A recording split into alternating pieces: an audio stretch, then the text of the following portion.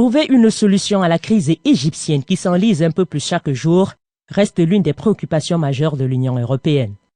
Les 28 de l'organisation sur le vieux continent se réunissent lundi dans la capitale belge Bruxelles pour faire le point sur la situation au pays des pharaons.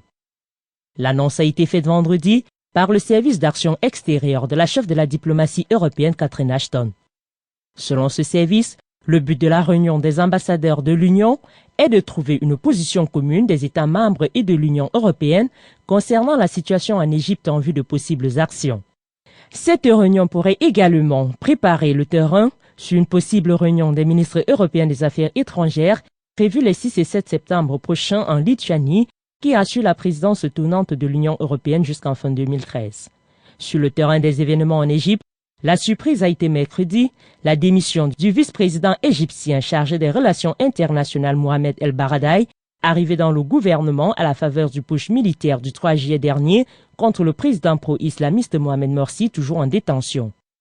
Mohamed El Baradei avait présenté mercredi soir sa démission suite à la dispersion par les forces de l'ordre des manifestants, une action qui s'était soldée par des milliers de blessés et des centaines de morts. La Cour électorale spéciale malgache est sur des charbons ardents dans la Grande Île. Le délai de 2 jours accordé par l'ordonnance 2013-002 pour formuler auprès de la Cour électorale spéciale Suez des demandes de révision de la liste des candidats aux élections présidentielles a expiré mercredi 14 août 2013.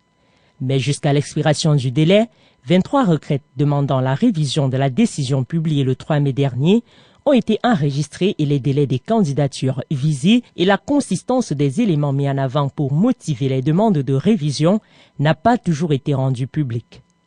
Bien que le délai soit passé, la Cour a bénéficié d'un deadline qui expire ce samedi 17 août pour répondre à ces requêtes, dont la plupart ont été introduites par des membres du collectif de candidats hostiles aux candidatures d'André Rajoelina, Lalao Ravalomanana et Didier Rastiraka. Pour l'heure, dans la Grande Île, les opinions des politiciens et des juristes restent partagées sur la possibilité et l'opportunité de réviser la liste des 41 candidats en lice qui avaient été arrêtés par la première SES le 3 mai dernier. Pour les uns, l'autorité de la chose jugée ne saurait être remise en cause, même en s'appuyant sur l'ordonnance 2013-002. Pour les autres, l'absence de débats contradictoires empêcherait de considérer la décision du 3 mai comme un jugement et amènerait à la considérer plutôt comme un acte administratif susceptible, par exemple, d'être annulé si un excès de pouvoir devrait être constaté. Les demandes de retrait volontaire de candidature aux élections présidentielles pourront être déposées jusqu'au mercredi 21 août 2013, mais pour l'heure, les 3 principaux candidats non grata restent déterminés à briguer le fauteuil présidentiel malgache.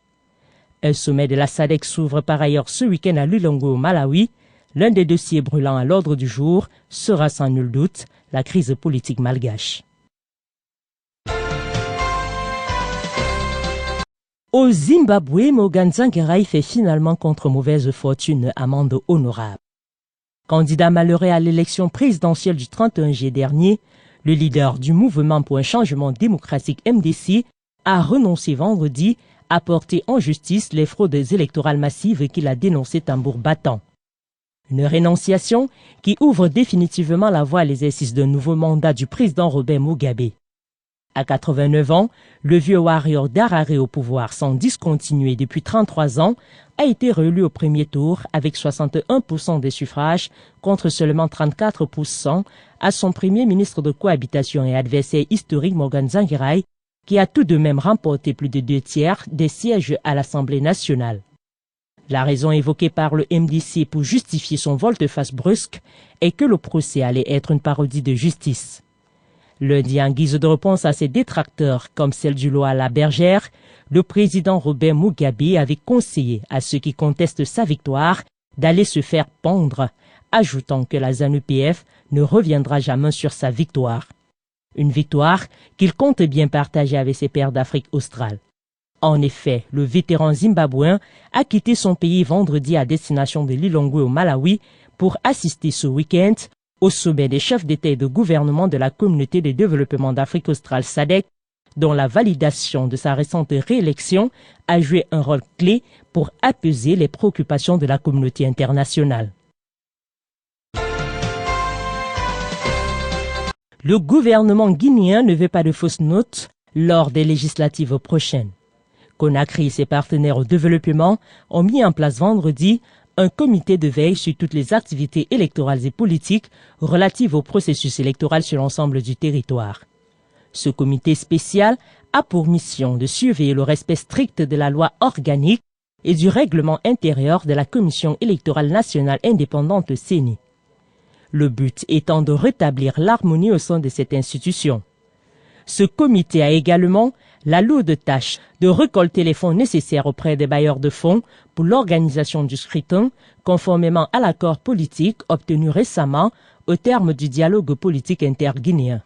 Piloté par le président de la Cour d'appel de Conakry, Yaya Boiro, le comité est composé des membres du gouvernement guinéen, de la CENI, de la majorité présidentielle et des partis de l'opposition, des représentants de l'Union africaine, de la CEDEAO, de l'Union européenne, de l'OIF et du système des Nations unies. L'installation officielle des membres du comité de veille parachève ainsi la mise en place des organes prévus par l'accord politique du 3 juillet dernier et vient en application de l'arrêté du ministre guinéen de l'administration du territoire et de la décentralisation, Alassane Condé, portant sur la création, l'organisation et le fonctionnement du comité de veille auprès de la Commission électorale nationale indépendante. Les Guinéens sont appelés aux urnes le 24 septembre prochain pour élire leurs députés.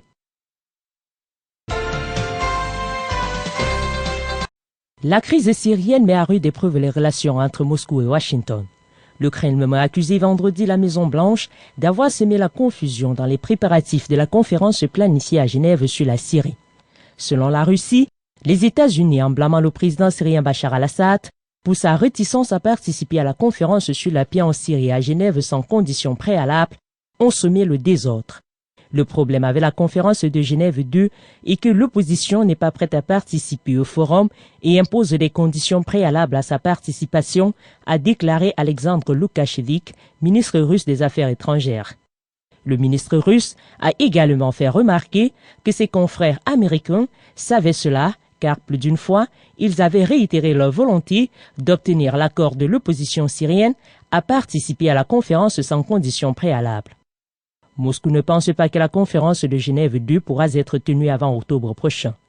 Cette conférence de Genève 2 est conçue comme une suite des rencontres de l'été dernier à Genève, durant lesquelles un programme de paix avait été élaboré pour la Syrie.